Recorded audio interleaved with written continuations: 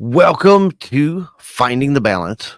And today I want to talk about purpose and meaning because purpose is something that can help you find that balance and that meaning in your life. And it can give you guidance and direction on where you're going and how you want to get there. But there's a lot of myths around purpose. There's a lot of ideas that people believe about purpose that are, I think, mythological. They're not in alignment with purpose. I thought I'd break some of those down. My life is extremely chaotic at times, and here lately has been extremely chaotic again. So, this wasn't a scheduled live. I just kind of threw this together at the last minute. Um, I was supposed to go live a few hours ago, and my life was chaotic this morning, and I just now got to the point where I could go live and do this today, which is why I'm so late showing up. I'm trying to get better on my schedule, but I'm still not there yet. My life is a chaotic mess. And one of the things that I've been really exploring is I've been exploring my own ideas of purpose. Is because I was looking at purpose as something that could give me more focus and get me out of the chaos. And I came to this realization, and I think it may have been coming from some of my helpers that would talk to me sometimes, is that maybe the chaos is living your purpose. Maybe when things are chaotic, it's part of being in your purpose because it's destructive, chaotic, mess. But when I get into that zone of a chaotic mess, almost every time something that gets me better insight, better alignment, better awareness of myself, something healing comes out of that chaos. And even when I'm, what I titled this deconstructing purpose important because I think one of the biggest movements online right now is the deconstruction. And a lot of the deconstruction is focused around religion, which I absolutely believe in deconstructing. If you want to claim that you believe in your religion, but you've never deconstructed your religious beliefs, you don't really know if you believe it because it's true to you, or do you believe it because it was programmed into you by other people? Because I understand, I've spent 30 years studying the subconscious mind, the part of our mind that we don't see. The Shadow Self by Carl Jung, who was one of the greatest psychologists, I think, in his school of psychology, in his realm. And there's a lot of people that have kind of, worked on his ideas and expanded them. But he was like the founder of understanding the shadow self, the unconscious self.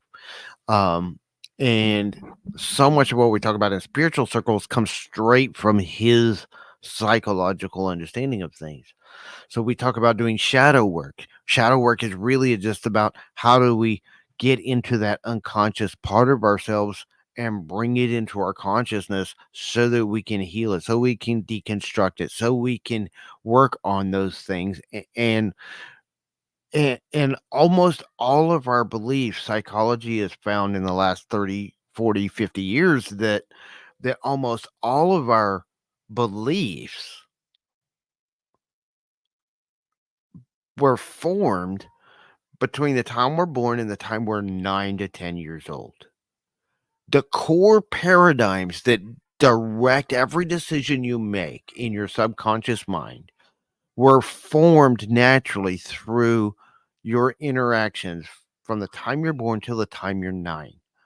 And so the ideas and the beliefs of the culture and the people you grew up with will foundationally rule the rest of your life unless you become intentional. From the age of about 10 up, we have to start being intentional about bringing those beliefs up to the surface, weighing them, because the perception of a child is not the perception of an adult. So there may not have been any harm intended when you were a child. This is part of why how we raise our children is so important. Why there's so much things going on about how do we raise our children and gentle parenting.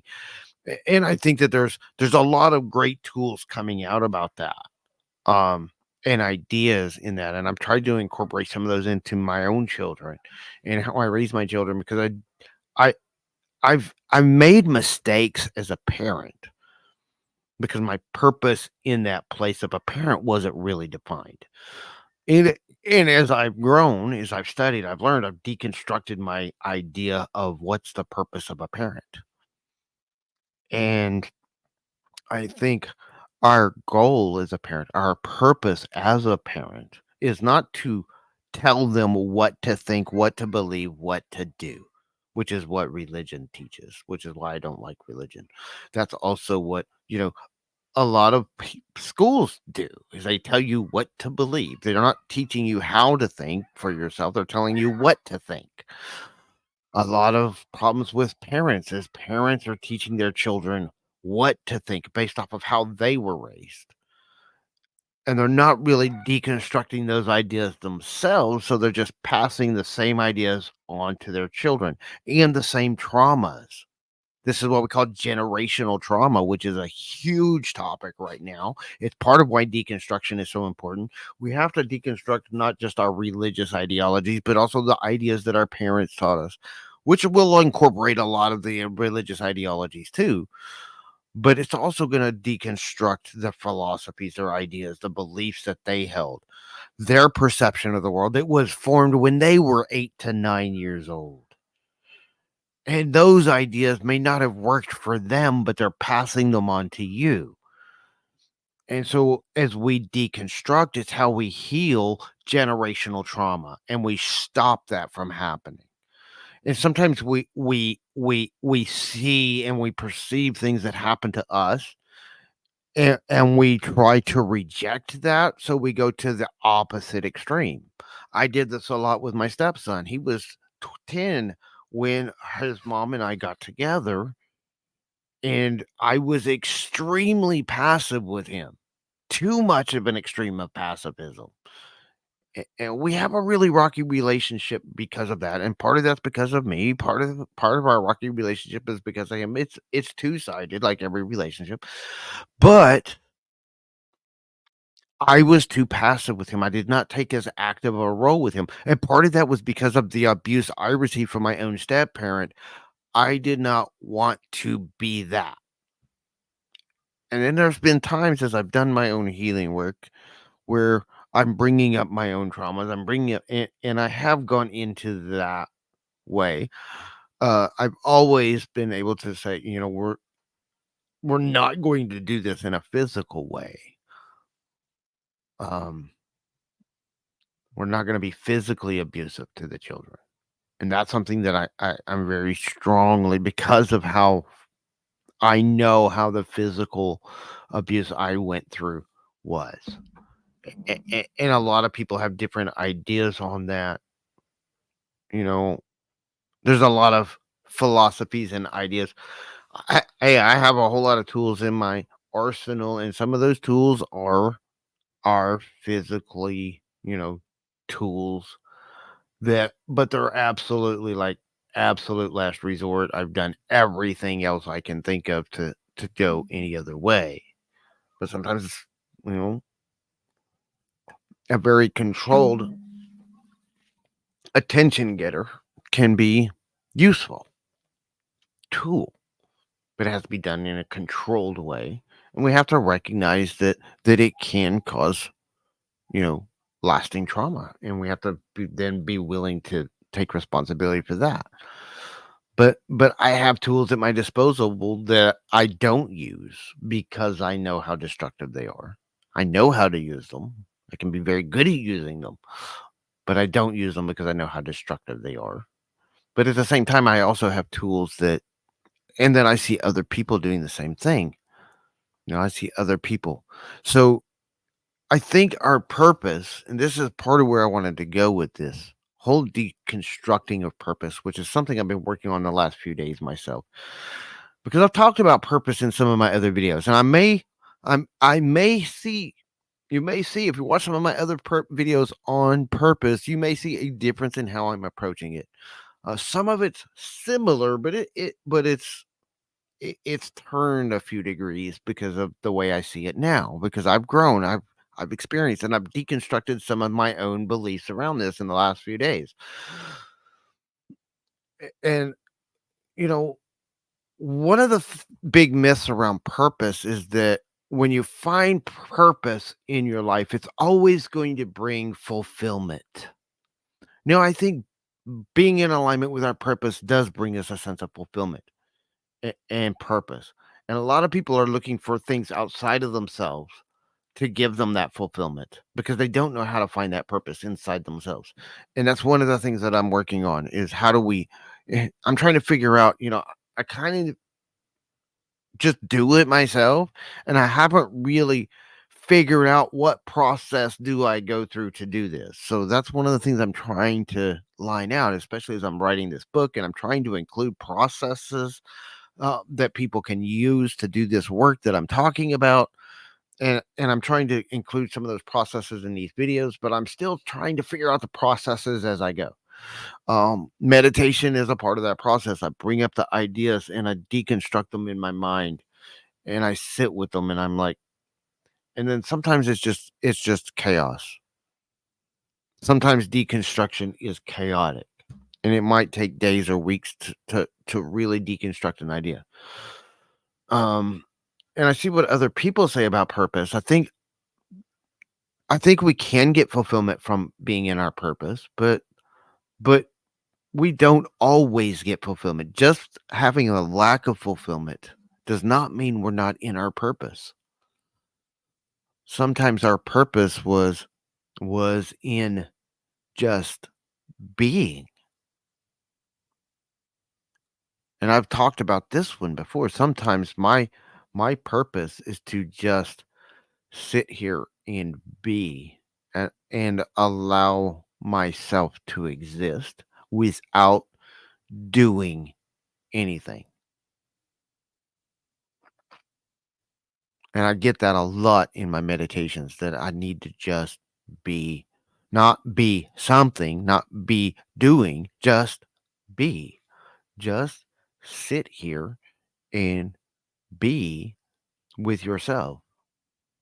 And that can help us to be in our purpose. Now, what do I do with myself when I'm doing that? Sometimes I'm deconstructing an idea in my mind. Sometimes I'm reconstructing an idea or a belief in my mind. Sometimes I'm looking at myself and feeling my emotions. I'm feeling different things in my body and feeling how the sensations feel in my body. But sometimes I just have to spend time just being with myself. And sometimes I do it in groups. And sometimes my purpose is for a time to do something very specific. There was a time where my part of being in my purpose was to sing in ceremonies for my teacher. And there may be a time and a phase in my life where that purpose comes back and that sense of being in that purpose. And I was able to serve. I think one of the one of the keys to understanding whether we're in our purpose is this serving the greater good? And sometimes we don't know that. Sometimes we can't see if it is or not. But I do believe that in the creation of things, every action that we take, everything is in some way going out into the world. So then we have to question, is what I'm doing serving the greater good? Something bigger than myself? Even if I'm just being with myself, is that in some way serving the greater good? And it is. And especially, in me being able to live out my purpose, I have to be with myself to work through these processes, to do my own healing work so that I can better serve other people. And sometimes I just have to take some time. And sometimes that takes me a few hours or a few days. And sometimes I spend a few months in that space. And people in my life don't get that, where I just need to be me and be by myself and be alone and separated from other people. And then we also have, responsibilities, and we can't just go out and be a hermit and live that way for the rest of our lives, although that would be an amazing life to me, is to just be a hermit.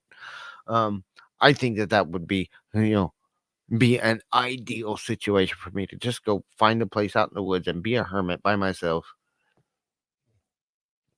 and I could be content with life and just do that. But it does that serve the greater good? That's why I don't do it.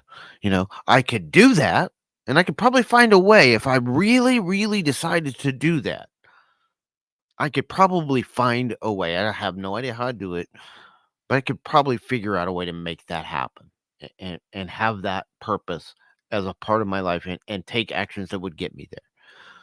But I don't feel like me doing that would serve the greater good. So I don't do that. I'm not trying to do that because I don't feel like doing that serves the greater good in the best way possible for me. Maybe that'll change someday. I don't know. But at this moment in my life, I don't feel like that would serve the greater good. Sometimes serving the greater good is just serving one person. I work a lot with special needs families. I talk a lot of people that have special needs kids, having one myself. And one of the things that I see is some people that really suffer and struggle through that, it's because they're focused on what they get out of it, which is very little. But they're not focused on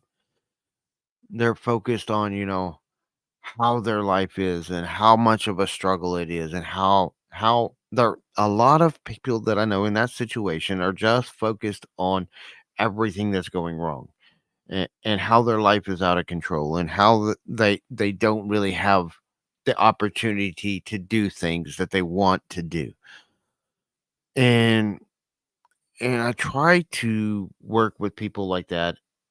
First of all, I can only help somebody that wants to change because I don't change anybody. But I can help you look at things in a different way so that maybe you can change yourself if you want to. But I don't just offer myself to people either because that's one of the beliefs that I have is that I have to respect other people's free will.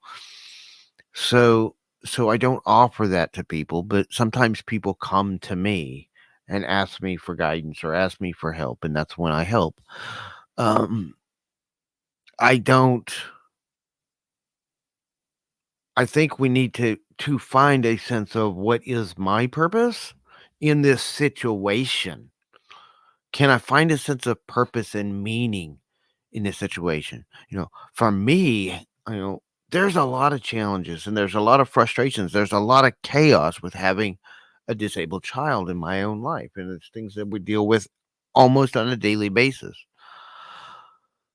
But I see it as one of the biggest blessings in my life because I've had so much personal growth and I've been able to touch so many people and meet so many really amazing people because of that I would have never met otherwise. I've met some just really brilliant people that don't even recognize their own brilliance. And it's been a great blessing, and I think all that happened with purpose. I don't believe it was a random occurrence that she was born into me at the time in my life. I was writing the book that I'm writing now. I was writing when she was born, and I put it aside after she was born. And I'm kind of glad I did because there was a lot of egoic nonsense that I'm having to edit out of that version of the book. And I'm rewriting a lot of it. There's some of it that I've kept, but there's a lot of the ideas that I was sharing were just egoic nonsense that I've learned in those decades since my daughter was born. My daughter is a decade old. She's 11 now. She's about to turn 11 in just a couple of months. It's been a decade, and I've had a lot of growth in that decade, and it was some of it kind of thrust upon me, and some of it was very intentional. I was trying to intentionally achieve growth. When we talk about purpose, the idea of purpose being something we achieve is the ego. In the book, The Power of Intention, Dr. Wayne Dyer describes intention as a field of energy that I think is the energy of source, but a field of energy that we align with, not something that we do. And sometimes that being is just being so that we can align ourselves with that energy of intention. And then we take inspired actions and we act from an inspired state towards things. But those actions are inspired to act, not to give, to serve, not to get. When I'm focused on how may I serve as a purpose instead of what can I do that's in alignment with my purpose so I can achieve success, I can achieve prosperity, I can achieve things, I can get something for myself. That is an egoic way of looking at purpose. There's a lot of people that think, oh, when you get alignment with your purpose, and I've seen people teaching this, that when you align with your purpose, you're going to achieve all this success and all this wealth. And all you have to do is find your purpose and live your purpose, and all of these things and all of this abundance will flow to you. But I know people that are in a great alignment with their purpose and they're in poverty, but they have a very fulfilled life, even living in poverty, because they are in alignment with their purpose. Purpose does not always bring wealth or success or accolades. Sometimes it brings ridicule. Sometimes doing what is in alignment with your purpose brings you ridicule. Look at how many people that are well known people, many artists. They talk about the starving artists. A lot of the most well known artists that we know were ridiculed in their time. They were hated in their time. It was only posthumously after they died when awareness and consciousness caught up to them that their art was appreciated. Many sciences, a lot of discoveries in sciences were not popularized until after the people that brought those things in. A lot of them were seen as nut jobs and quacks throughout their whole life. They were ostracized by society for their ideas and for their beliefs. A lot of people that have brought some of the best things that we've had were ostracized. And then sometimes when we get so focused on our purpose and in that alignment of bringing something into being, we don't necessarily do it in a way that is compassionate or caring or loving towards people. You know, I think of Steve Jobs. He was, if you listen to anybody that worked for him, he was a horrible person to work for, but he had a sense of purpose and a sense of meaning in what he was doing. And he would not take anything less than the high standards he had. And he did amazing things for the world. If you're watching me on an iPhone, without Steve Jobs, you wouldn't have that technology in your hand right now. If you're watching me on an Apple TV or on an Apple computer, you wouldn't have that technology if it wasn't for Steve Jobs. But he was a horrible person to the people in his lives. He was not a nice man. He was not a compassionate man. He was not a really what we would consider a great leader, a servant leader. He was demanding and he was harsh with his people and he was a hard person, but he brought tons of innovation technologically and has shaped the world that we have right now in a lot of ways. Even, technologies that are emerging that are coming from other avenues than Apple, a lot of that technology wouldn't exist right now if it wasn't for the innovations that Steve Jobs brought to the world. So he did great things. And he had a sense of purpose and drive in what he was doing, but he was not a good person. He was not a good role model. You know, if you look at him as a role model for leadership, I would not do that because he did not lead his people with compassion. He did not lead his people from a place of love and growth and opportunity and encouragement. He was a hard taskmaster. Now, he might have loved, I don't know what was in his heart. I don't know how he felt about his people. All I know is how he treated his people. And sometimes we misjudge people's intentions by looking at the results of their actions. And, and sometimes we have to disconnect intentions from actions. I've been misread by many people throughout my entire life because people misread my actions and assume intentions that were false. And we all do this. I have done this myself. I've assumed intentions of other people based off of the actions and the behaviors they engage in. And I see patterns of behavior a lot. And sometimes patterns of behavior can lead you back to their intentions, but sometimes you misread that too. Sometimes you could see the pattern, but the pattern may not always have the same intention behind it every time. Um, so it may be a destructive pattern. It may be a beneficial pattern, but I do recognize patterns of behavior with people a lot. And sometimes I misjudge the intention behind the pattern, but I recognize the pattern and I see how destructive the pattern is. And I try to bring that into the light because that's part of what I do. And sometimes it turns chaotic. When I'm bringing a pattern into the light with somebody, often it turns into chaos and often it is seen as being destructive. And sometimes it is a little destructive. Sometimes the best thing that we can do is to bring a destructive energy to things because it's something that needs to be destructed. Maybe we need a little bit of that destructive energy so that things can be healed because often things are in a state that not destroying it will just continue the pattern. You have to break apart the pattern and deconstruct it, and sometimes the deconstruction process is destructive to people mentally and emotionally and spiritually.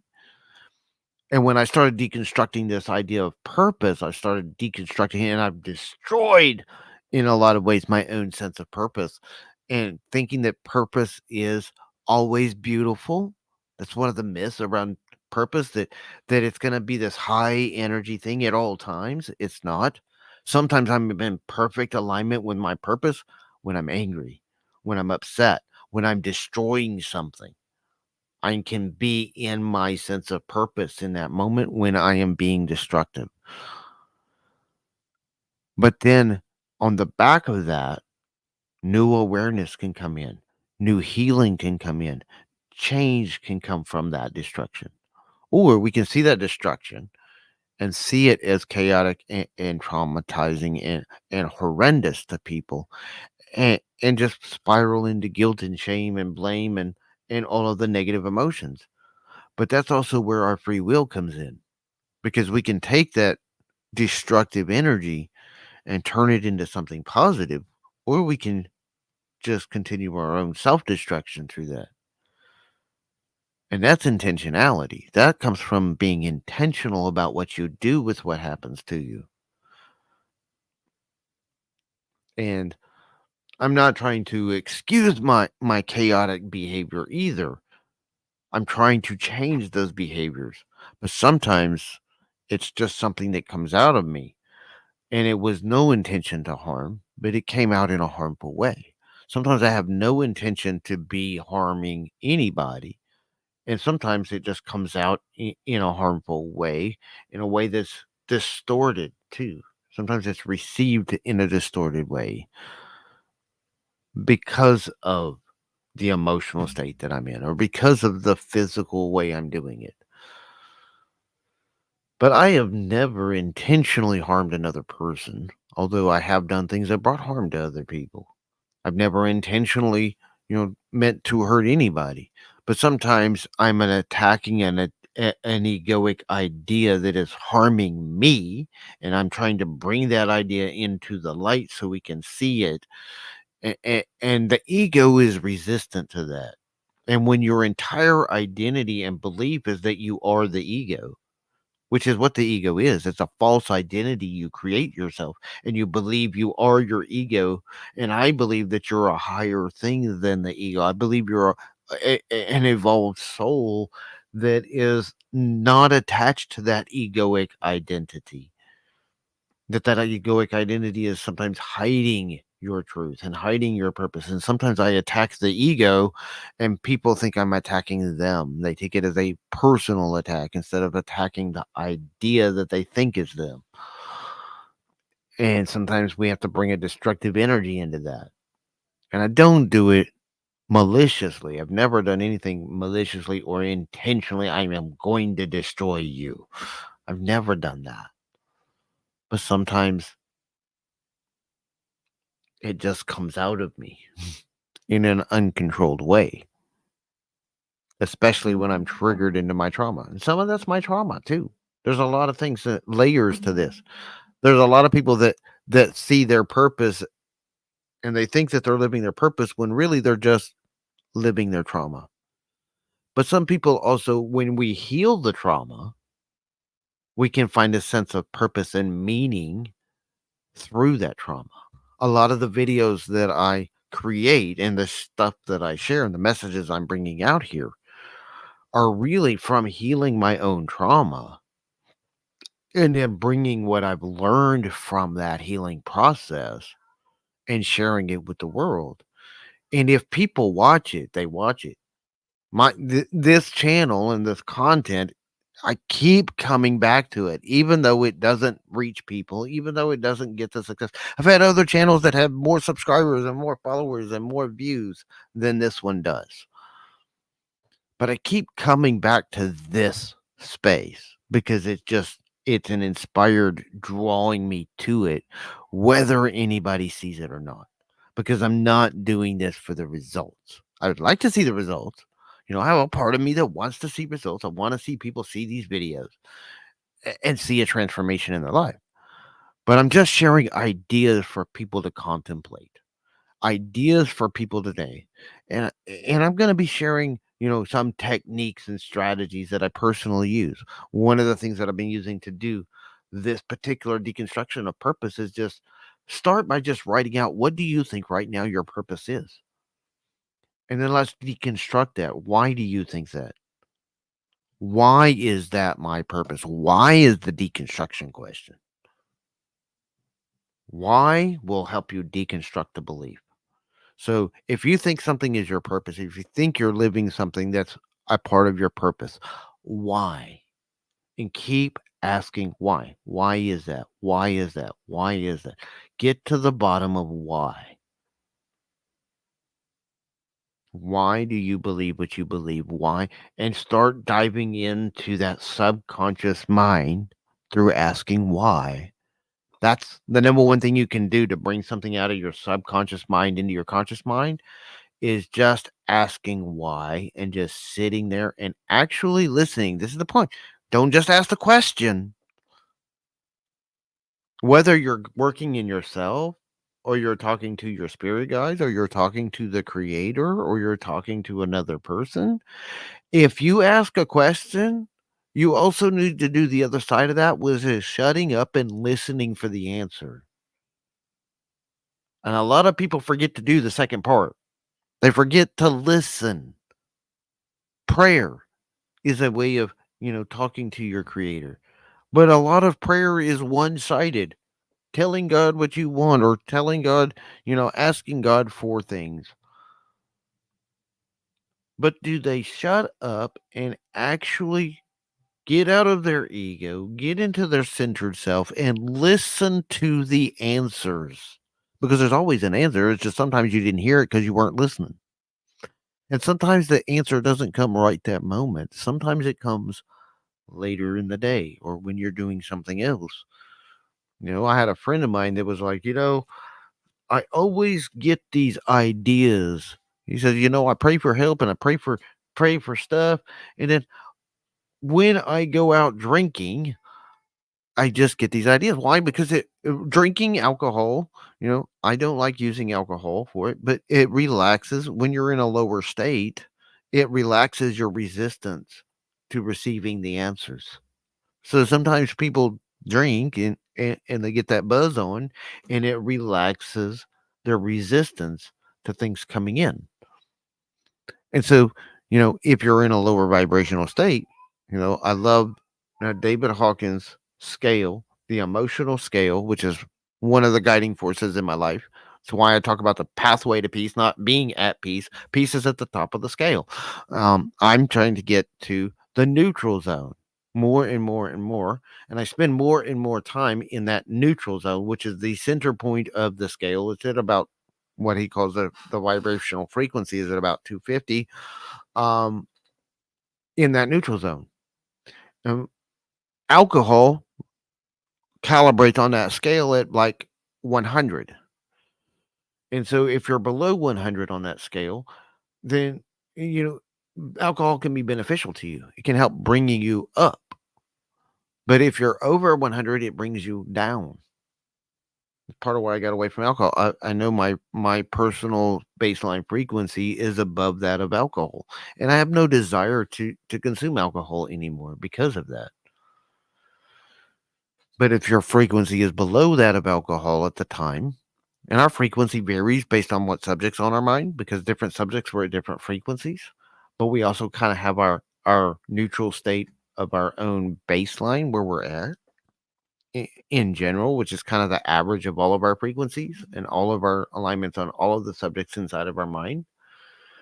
And I have some that are higher than neutral zone, and I have some that are lower than the neutral zone.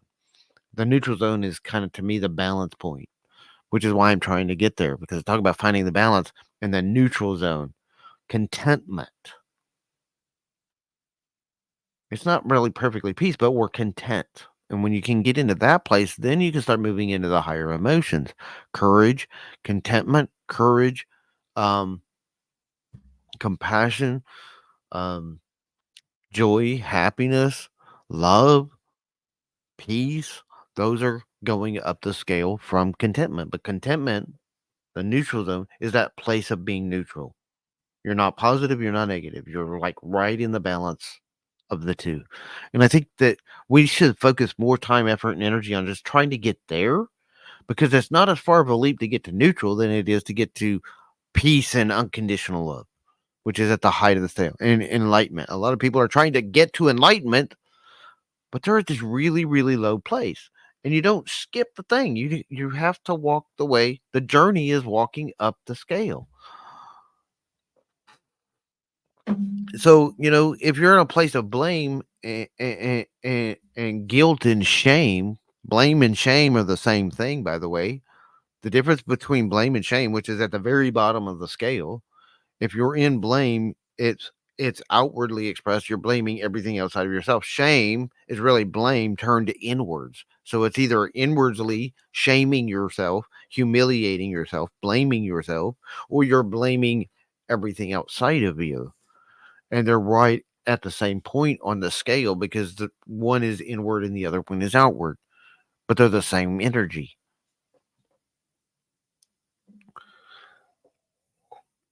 And so if you're in that place of blame, and I have areas of my life where I'm in that place of blame still, I'm trying to get up that scale. But then people get up into anger.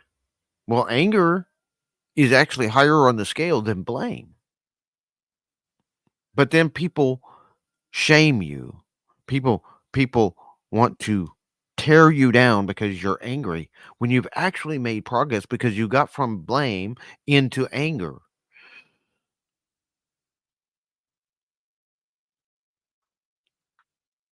And maybe, your purpose right now is not to be in peace and love. Maybe your purpose is to get from shame to anger.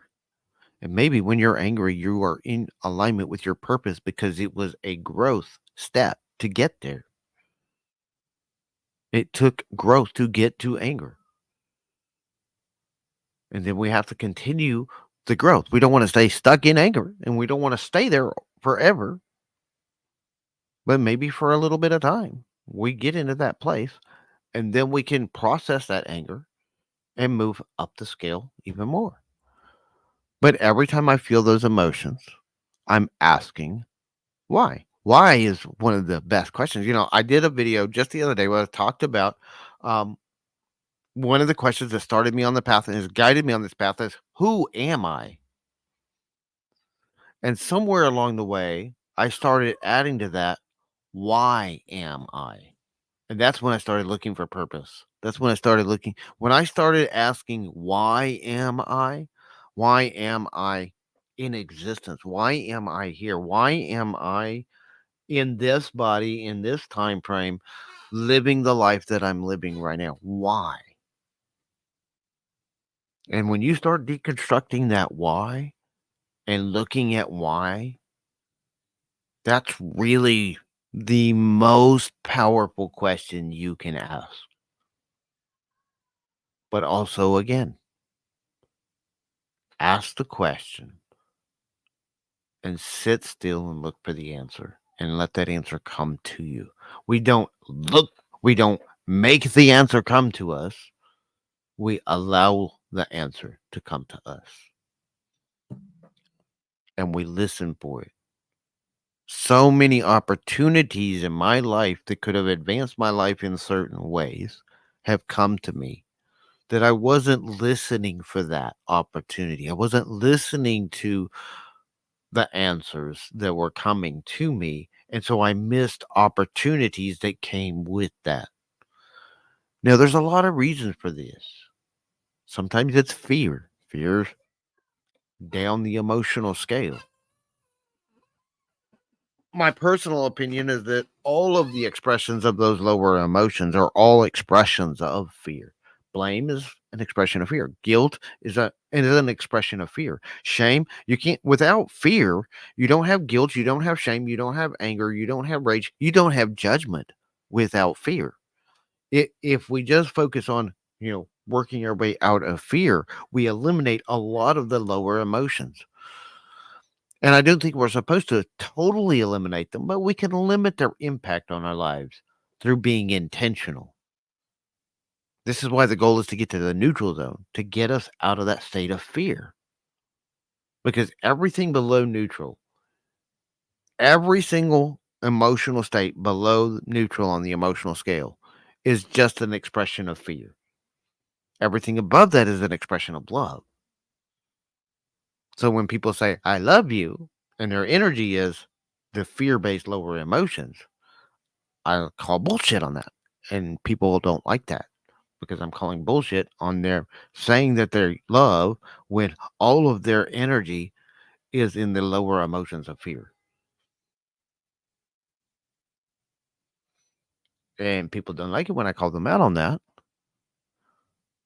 They want to gaslight me. They want to discourage me. They want to, whatever, believe whatever you want to believe. Well, your emotional energy is in a state of fear, not love. If you want me to believe love, then when you use the words of love, you need to be in the energy of love, which is joy, happiness, excitement, peace, contentment, compassion. Those are the energies in the emotional states of love. Enlightenment is at the top of the scale, is the highest vibration you can achieve and stay in and be a part of this human body. When we hit that enlightenment state as a culture, as a species, I believe that's when we're going to ascend out of the need for these physical bodies. That's what all the great teachers taught. That's the purpose of the journey to enlightenment. But it's not something that we are, it's something that we are becoming. We are becoming enlightened beings. Some have been able to kind of leapfrog and get there faster. There's a handful of teachers. And one of the things that I've learned is I study this emotional scale. The purpose of the people that enlightened masters was to teach how to get there them to other people. I'm not trying to tell you how to get to enlightenment because although I can get there, and when I'm really, really intentional, I do a lot of work. I have been in that enlightened state, but that's like the peak state that I could ever get myself into. I can't stay there. I'm not evolved enough yet personally to stay in that enlightened state, but I have had experiences of that enlightened state. I think this is why some people are like, why do some people experience God? This is where the biggest question of atheists is why do some people experience God and some people don't? And I don't like the whole argument that, oh, you just didn't have enough faith, but there is some faith involved in it. But it's It's when I look at things as a vibrational energy, some people have been able to, in their lifetime, in some way, from an experience, achieve an enlightened state. And that's the state where we really experience God. And we can experience God in lower states to a degree, but to really experience full oneness with God, you have to be in this really high enlightened state. And I've had those kind of experience. It took a lot of work in being very, very intentional, and it was not easy to get myself there. I've had a couple of experiences where I was triggered into that state, and that's how most people first achieve that state. A lot of people that first achieve that state will have some kind of a mystical experience, and all what we call mystical experiences are a high vibrational enlightened state. But the enlightened masters, Jesus, Buddha, Lao Tzu, the ones that we consider these enlightened masters who taught enlightenment from a place of being enlightened themselves,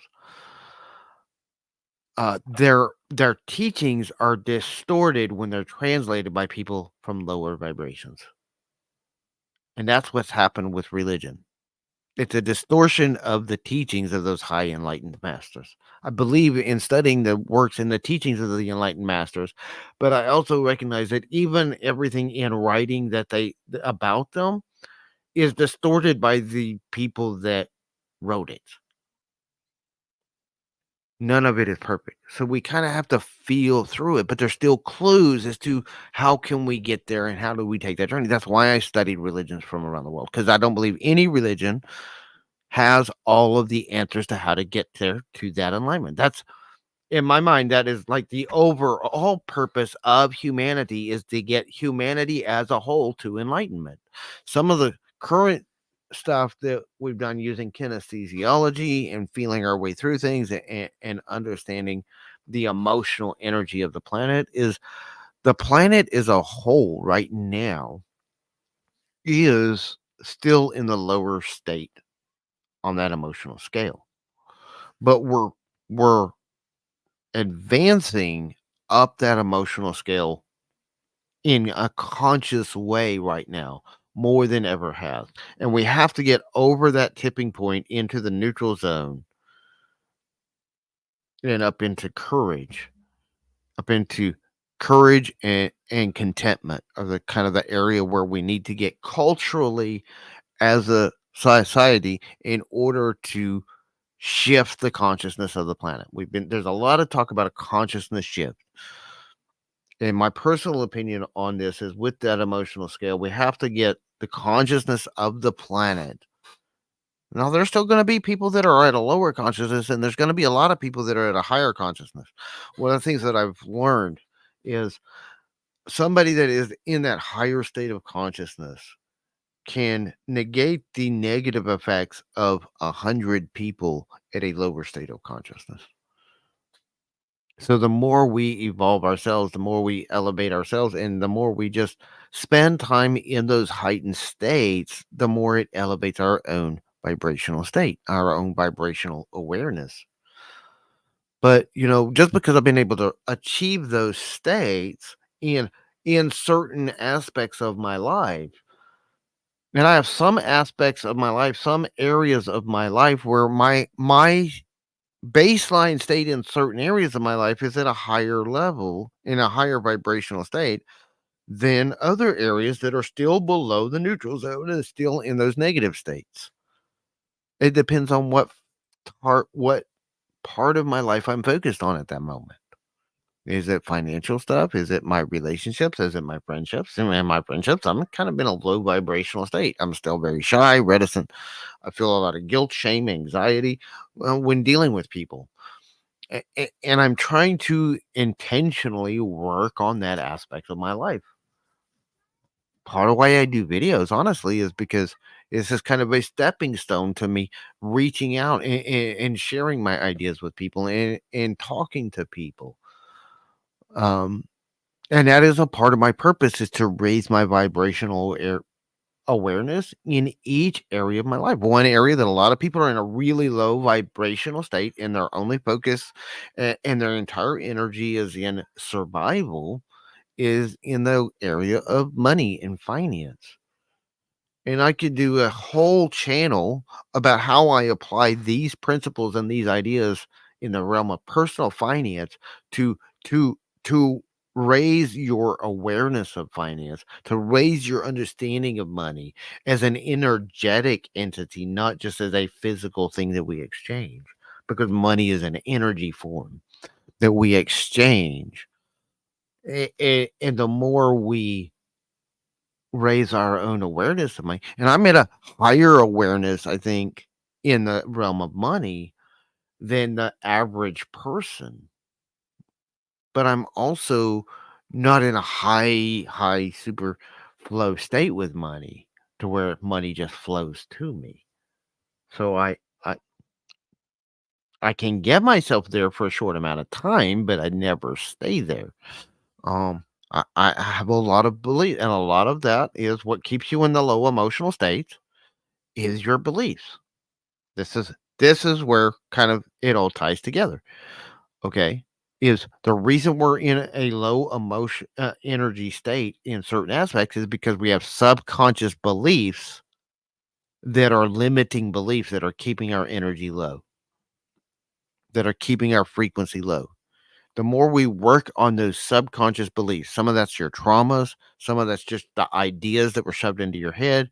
Maybe it's the beliefs that your parents instilled into you, that the school system, that the way you were treated by other people. I know part of the reason why I struggle with friendships is because of, and the reason I have a very low frequency state in that, and it's one of the areas I'm actively working on. I'm working on that area of my life in therapy. I just did a session with my therapist 2 days ago, and this is all we talked about was my relationships with other people and my ability to relate to other people and my friendships and my fight or flight. You know, we all have this fight or flight sense, and it's really fight, flight. I think they call it now fight, flight, fawn, or freeze. It's kind of the four categories of of how we respond to those situations. We either fight and we're going to get confrontational. We run away, and you can run away mentally and emotionally and not physically, or you freeze and you're just like, "Ugh." And when that stress comes on, how do you react? Or you fawn. The fawning is like, let me give you your way. Let me give you what it is you want so that I don't have to deal with the stress of this situation. And I see a lot of parents do that with their kids. And that's one of the problems that's harming kids is because we're fawning to kids. We're giving them their way when they act out, or when they act in an inappropriate way. We're giving them away just so we don't have to deal with the stress of the behavior. But I tend to either flight, run away, or I freeze. In most situations, it's either freeze or flight. Every once in a while, I will engage in the confrontation. I will fight, but that's rare. Most of the time, it's freeze or flight. And it's really, you gotta be careful when you're breaking the habit of freezing or flying, not to fall into the habit of flying. Instead of transitioning from one chaotic behavior to another chaotic behavior, but you're still doing the same thing, they're still in that same energy. But instead, let's heal the things that need to be healed so we can move out of that frequency and find new ways to engage in that behavior that is healthier for you and for the situation. And that's what, I'm looking at with my therapist. And we were just talking about my fight or flight and my flight or freeze response to most situations when things get really stressful. And trying to figure out, some things and tools that I can use to work on that actively, because that's something that I really need to work on right now. And that's a part of our purpose. How we deal with that and what are we doing with those kind of situations can bring us a sense of purpose.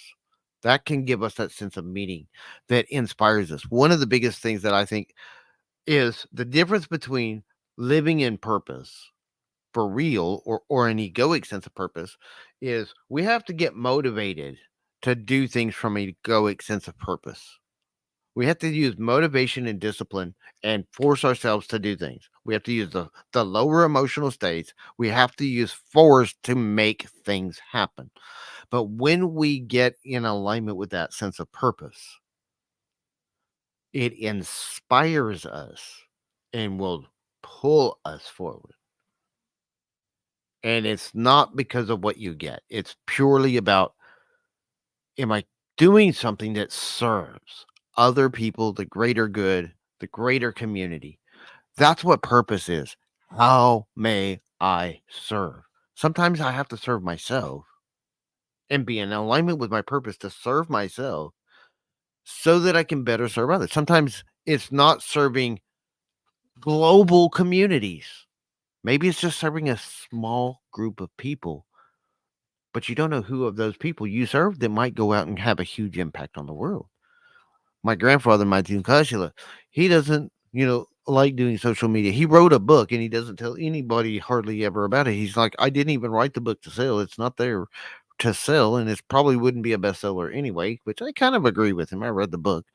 It wouldn't be a bestseller. And it was interesting to me because he's my teacher, but I do think it would be it was kind of a memoir. And if you don't know him, and he's not famous, he's not popular, a lot of people don't know who he is, you know, but he has a very small group of people that do know him. And for me, it was beneficial because I had a lot of deeper insight into him, and I learned more about the ideas he taught me because I had deeper insight into him as a person and how he lived out those ideas in his life. So it was huge for me. I had some major shifts and eye openers for me to read that book, but it wouldn't be something I would recommend to the general public, which is why I'm not promoting his book. I'm just saying he wrote one. Um, but he lives a very simple life. He's a traditional healer, Native American. He's a half breed Indian. He grew up on a reservation, partially and partially because he's half white and half Indian. And he spent part of his childhood with his Indian family and part of his childhood with his white family. Um, and so he kind of had this mixed background. But he really lives a very simple life and a very service based life. He doesn't care about money. He doesn't care about owning stuff. He owns his own property. He has his own house. He has, a place where he can do his medicine work and stuff that he owns. And all he has to do is pay the property taxes on it, which is great. But, he also has created a life in which he has very few expenses. He doesn't have a lot of debt. He doesn't buy a lot of stuff he doesn't need. So he doesn't have a need for debt and credit cards and all the crap that people think you have to have. He lives a very simple, kind of minimalistic life, but he's very fulfilled in that life to a degree. Sometimes he wishes he would have done more to serve other people. But it's always about, did I do enough to serve? Not about what could I have gotten had I done more. It was more of, had I done more, could I have served more people in a better way? Every time he thinks about his life or we talk about his life, he's always like, he's 78 years old now and he has a lot of health problems. He can't travel a whole lot. He can't do a whole lot now that he used to do. But he's been reflecting on his life a lot, and he's constantly looking at, did I serve well enough? That's his biggest question is, did he do enough to serve? Because he knows he's coming near the end of his life. He doesn't know exactly when it's going to come. It could be tomorrow. It could be 10 years from now. But he knows, he doesn't have too much longer left comparatively. But he questions sometimes whether he did enough to serve, because that's the entire purpose of his life is to serve others. And I have really kind of accepted and adopted a lot of that in my own life is, and one of the things that he found was, he's done a lot of stuff for money, but he's never had a career. He's had a lot of jobs he had to do because he had to pay bills, but his career really was as a professional martial artist. That's what he's done for like 30 years. He runs a dojo. Um, and sometimes that dojo didn't pay his bills and didn't put enough food on his table. So he had to go do other things to do those things. But between his medicine work and the healing work that he does in the dojo, those are kind of like his purpose driven activities in his life. And then the other things are things that he does because he has to pay the bills. Um, and now he's too old to do much of that. But that's something that we always have to think about is, living our purpose is not always what's going to pay the bills. I would do this videos, and one of the things that's one of the keys to understanding if you're in alignment with your purpose. And it's great. Some people find a way to pay the bills with while living their purpose. That's kind of like the journey I'm on is I would love to find a way to pay my bills and live out this calling, live out this purpose. The videos are a part of serving my purpose. I'm trying to serve the greater good. I'm trying to learn better ways to communicate it, better ways to share my ideas, ways that aren't quite so chaotic. But this is a part of living my purpose is to share these videos. That's why I do these videos. That's why I'm writing Embracing Your Life Today, because that is a calling to me. It is something that's been calling me. One of the things that I've learned about, is it is it just an egoic idea or is it a calling? One, I talked about motivation and inspiration. Inspiration will pull you. But the other thing is if it's truly inspired, it won't let go.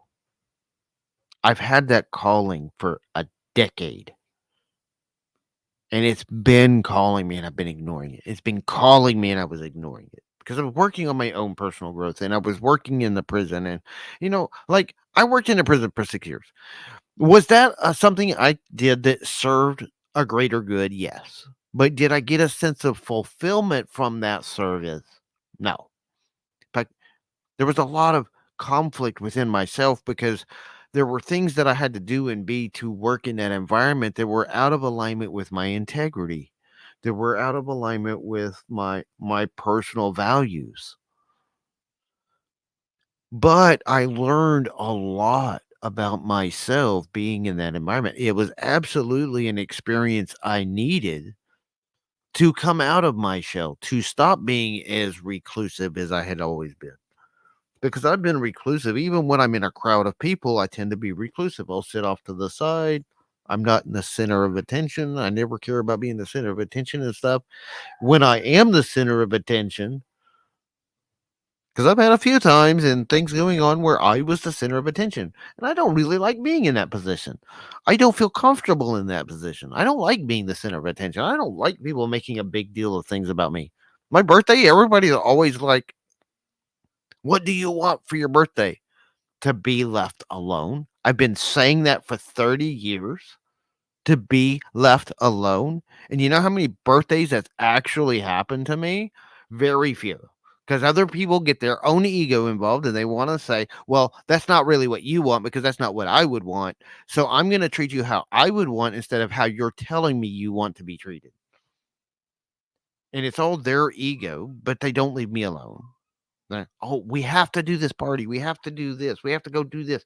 Oh, well, because I'm doing this for you. No, you're not. You're not doing it for me because you asked me what I wanted. I told you exactly what I wanted, and you're doing something completely different. And then, in fact, is the exact opposite of what I told you I wanted. And I was telling the absolute truth of where I come from. I don't care about my birthday. I never have. I haven't for years. So you trying to force me into something for my birthday is not about me. It's about you and your own ego. Are you in that sense of purpose? I don't feel comfortable in those situations where I'm the center of attention. That is very uncomfortable for me.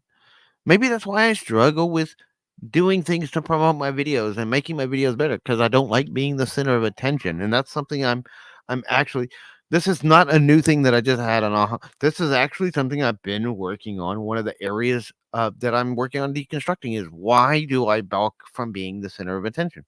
because if I was to really blow up, I would be the center of attention for a lot of people, and that scares me, and I don't know why.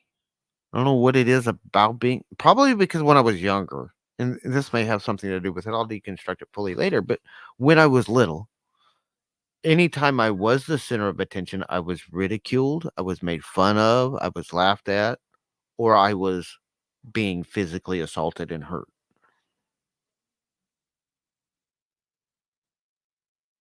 Being the center of attention has never been a peaceful situation where people celebrated me when I was little.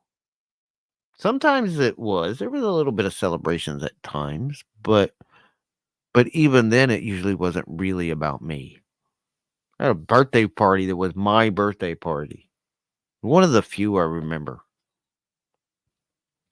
And they made me invite every single kid in my class, even though I didn't get along. I probably would have invited like 2 or 3 people from my class. But then my parents made me invite every single kid from the class. And I was just like an aside,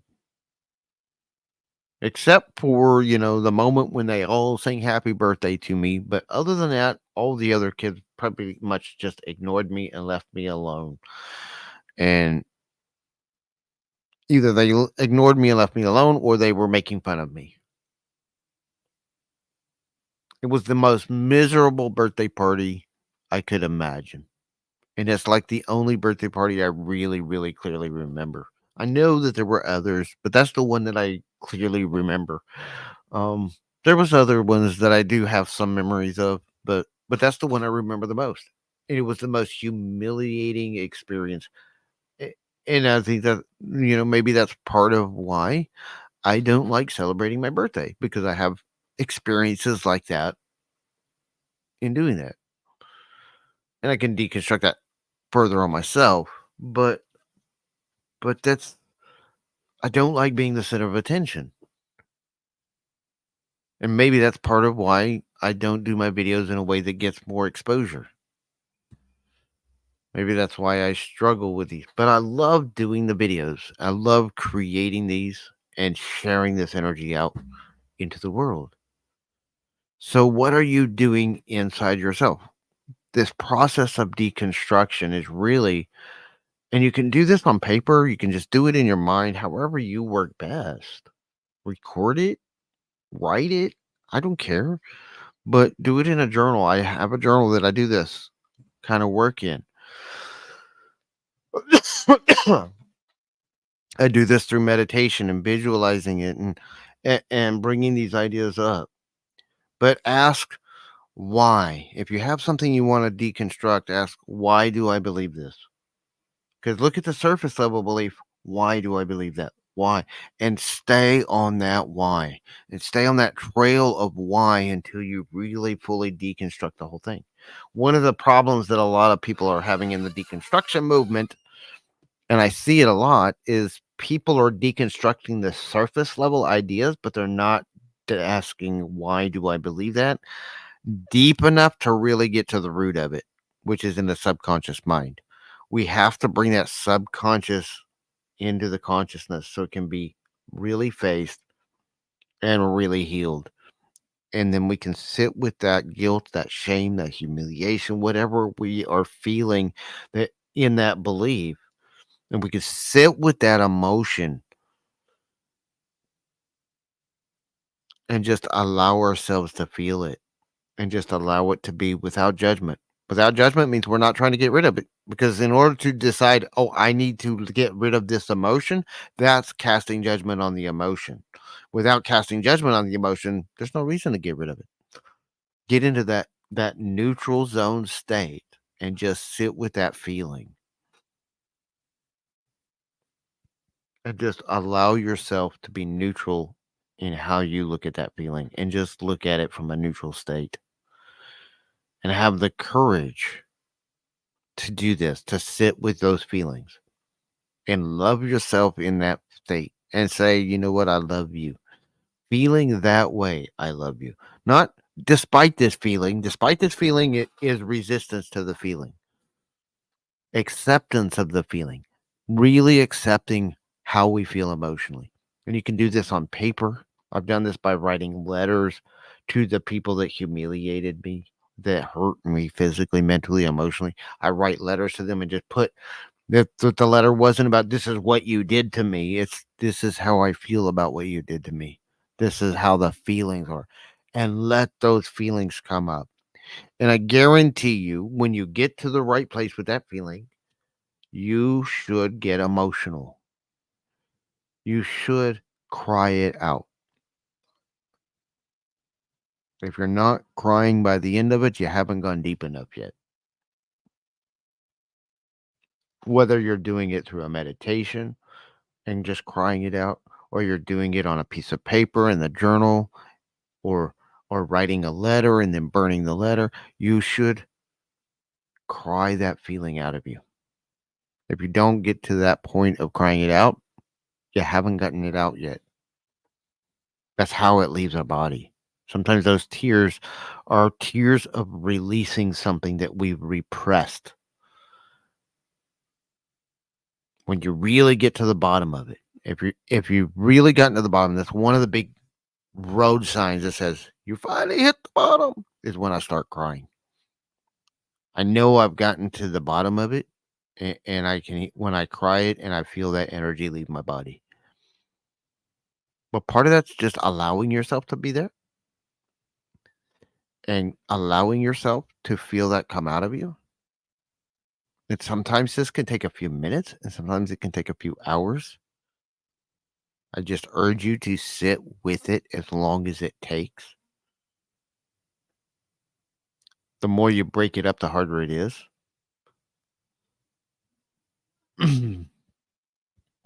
If you break it up, we really need to say, I'm going to sit down and just work through this one or two things and kind of start with the surface level stuff and just say, how far down this rabbit hole can I go until I hit the bottom of it and I hit the bottom of those emotions. It's one of the most important things that I have rituals that I've been given by other people that we kind of use. And when you can do this for somebody else and hold space, I've had coaches that have held space for me and just, given me love and support while I work through these exercises. That can add a level of safety to it that make me feel safe enough to do it. Um, and I try to be a space that can do that for other people in sometimes, but sometimes I just don't have the time or the space to do that. But I try to do that kind of space, holding that space for somebody. And this is kind of a mark of one of the things that we do often, especially when we're working with mental and emotional stuff, is we have to just be able to hold space for people to feel their way through something, even when it's painful for us to sit there. You have to have a certain level of your own peace and separation because you don't want to take their energy into yourself. Especially if you're an empath like I am. One of the problems I've had with doing this for other people is I have a tendency to latch onto the energy that they're releasing and take it into me. That's one of the other things I've had to do is this even my emotions? Is this even my energy? Or is it somebody else's energy I'm took into myself and I'm holding on to? And I found that to be true sometimes when I'm diving into something and I find a wonky energy inside of me that's just out of alignment with my source and with myself. I found sometimes it's somebody else's energy that I took on because of my codependency, because of my empathic ability. And empath is just a clairsentient that's unhealed, and the empathic side of it is really a trauma response. Almost every single empath I've ever met had a lot of trauma around their ability to feel the energy around them. So they can feel the energy and they latch onto the emotional energy, and it's a trauma response. And sometimes that trauma response reacts in a negative way. So you take on other people's energy when they're releasing it. And so sometimes we have to just hold space and allow somebody to work out their own energy and not try to fix it for them. I'm not there to fix it. I'm just here to hold a space and create an energetic space that they can safely let that energy out. And it's something I'm learning how to do. I'm not that great at it sometimes, but that's a part of my purpose is doing that kind of work. That's a part of living my purpose, and I know that, so I'm learning the techniques to do that at this moment. It's something that I'm working on myself, being better at holding space for people and allowing them to just work through their energy and through their emotions and their feelings. And you can believe in the hokey side, the spiritual side, but a lot of this is dealing with the mind and the emotions. You don't even have to believe in the spiritual side of it that I believe in to do this work. If you're not a spiritual person, if you don't believe in a higher power, can you at least say, I can find a sense of purpose in life, a meaning in life in serving a greater good, serving humanity in a better way, serving things outside of myself. It doesn't have to be a spiritual thing to have a spiritual fulfillment by serving. I've talked to people that are atheists that get a sense of fulfillment out of doing things that are in service to other people and even holding space for people, you know, that are dealing with a tough time. And that's what I would really love for my all of this to be is just I love the ideas that I can share, but I would love to do it in a way that allows me the limitations of the technology or some of that, but I would love to be able to do this stuff here, doing it on lives. That's one reason I like the TikTok app over YouTube, because I can actually bring people on the box. Um, and I haven't done this yet, but one of the ideas I've had on lives there is I can bring people in the box and just, talk with them about something that they're struggling with and just hold space with them and maybe give them some guidance in that process to go inside of themselves and just hold space for them to work through that. Thought about doing that on live streams. But then it's also like a lot of times people don't feel comfortable doing that in public. So, I'm also open to doing that with people on a Zoom. Um, in the old days, we would have done it on Skype, but now we use Zoom or Google Meet. I have a lot of different apps that I use because different people like different apps. So I have a lot of different video conferencing apps that I can do private stuff with. So, you know, and if people are interested in that kind of stuff, they can comment, they can like and share the video. So I've been on for over my allotted hour. Unfortunately, none of my friends came by to see me today, but I was way off of my scheduled time, so that's not surprising. Hopefully, some people will catch this on the replay. If you do like this and you manage to listen to me ramble this long, please hit the like, the subscribe. If there's one key takeaway for today's show, it's please, please, please learn how to go inside yourself. Explore why you experience the things and why you believe the beliefs that you have. Try to see if you can find a sense of purpose and meaning in the things that you're doing mentally and emotionally experience. Start looking at everything that you experience as being a part of your purpose. Every interaction you have, every experience you have, start looking for that sense of purpose in your daily activities and recognizing that even some of the most tragic things that happen to us are the things that bring us more into alignment with purpose, with intention, and bring us into a better way to serve humanity. Stop thinking of purpose as an achievement, something that gives you something, but also look for, is this fulfilling me? Like I said, I could have kept working at the prison. It was a service to other people, but I got no fulfillment from that, and I did not feel a sense of purpose in showing up. My purpose in showing up for that was I got a paycheck every other week, and that was the only reason I showed up at that place every day for 6 years, was because I got a paycheck every other week, and if it wasn't for the paycheck, I wouldn't have been there. When I find stuff that's in alignment with purpose and service. It's not about whether or not I get money or get accolades or get likes or follows or shares. It's the creation of the video. It's the creation and the sharing of this idea with other people. Doing what I'm doing right here, right now, today. If I never see a dime and I don't ever get more than subscribers, any new subscribers than what I have right now, which I hope that that won't happen. I hope somebody will receive some value from this. But if that were to happen,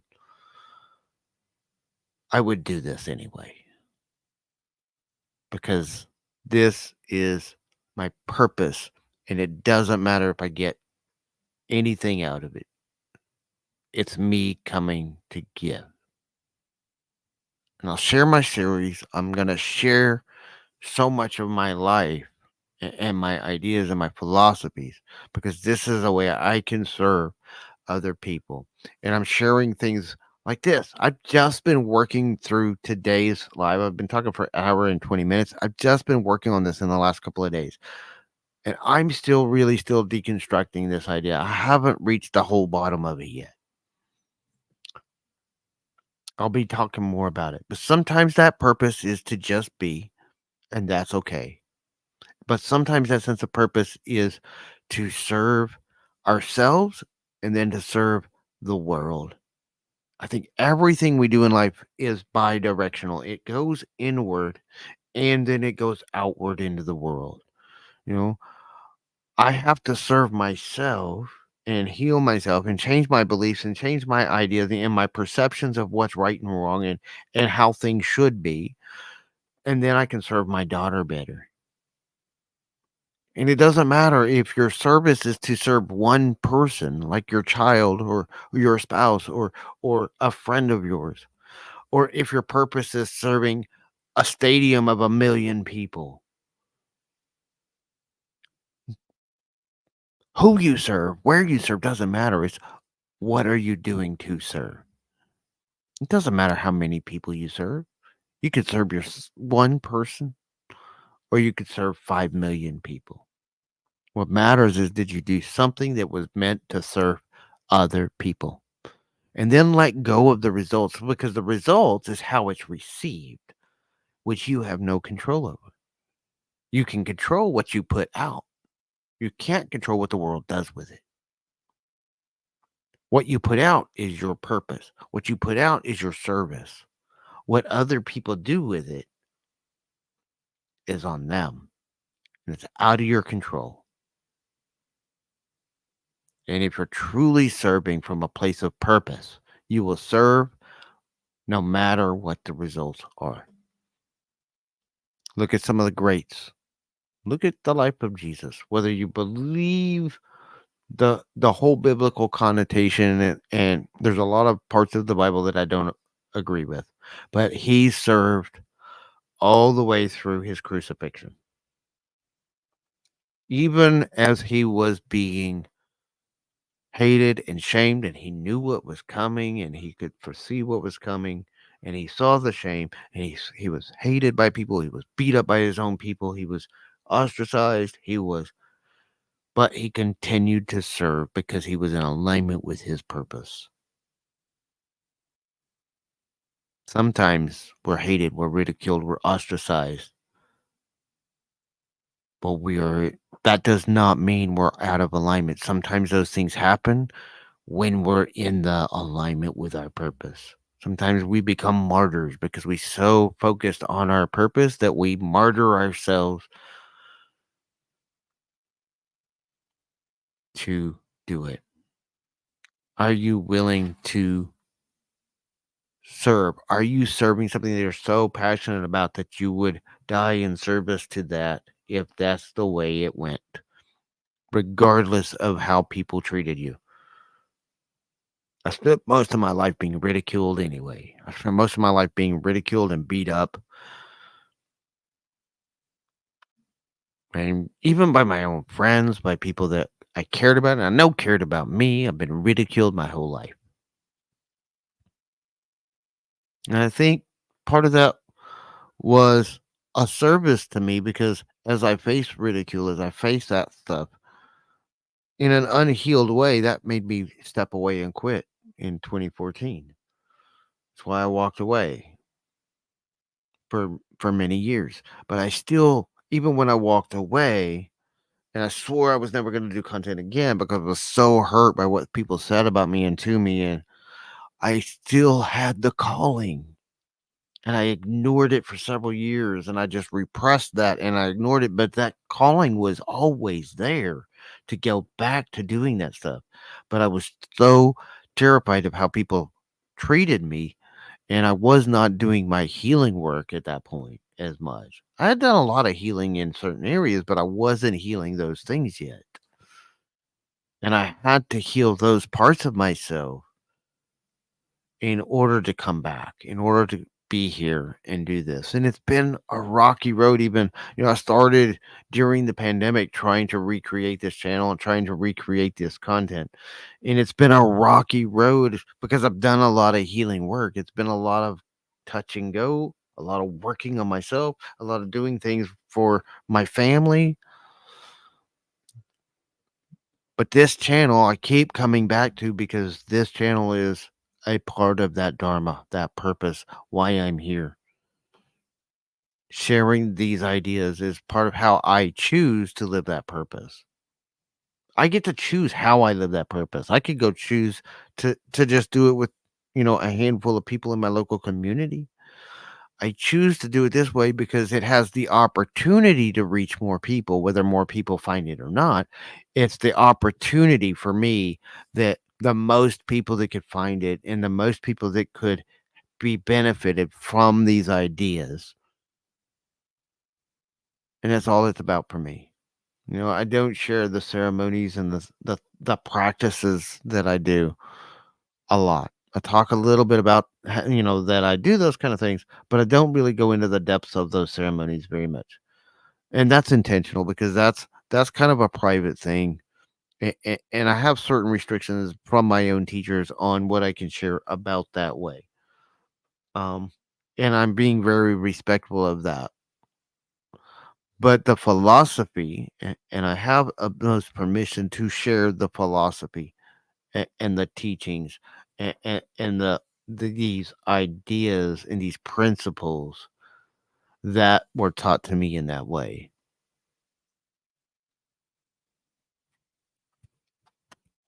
And that's what this is about. This is what I'm doing with this channel. It's about finding that balance inside of ourselves and expressing that balance out in the world. And I'm not in that balance. I'm finding the balance because I'm not in that balance. If I was if I was in that balance, I might change the name to Here's the Balance because I'd be in that balanced state. But I'm not in that balanced state. I'm on the journey myself. And I'm just sharing my journey with you. And I hope you like that. I hope you enjoy that. If you want to see more, if you're new here and you don't know and you've sat around this long, please subscribe to the channel, share it out with other people, let other people know about what we're doing. The more we interact on these videos, the more the algorithms can know who to serve it to, which helps us get more views. I love more views. I don't do it for the views, but I love to have more people see it. I just love to have these messages get to as many people as possible. So, you know, that could help us. That can help the community, can help inspire us to do more. Leave us comments too. If you found something that we said inspirational, or if you're trying something that we shared and you're seeing a result, please give us a comment and let us know how you feel about what we talked about today. Next Friday, I will not be coming live next Friday because next Friday I'm going to be traveling, but I will be with you in thought. I'm going to try to put at least one or two videos out. I may put a video out and schedule it to go live on Friday since I won't be here live. But we will not be here on Friday because I'm going to be traveling. So with that, go with peace. Have a beautiful and fantastic day. Know that we love you, and we'll see you next time.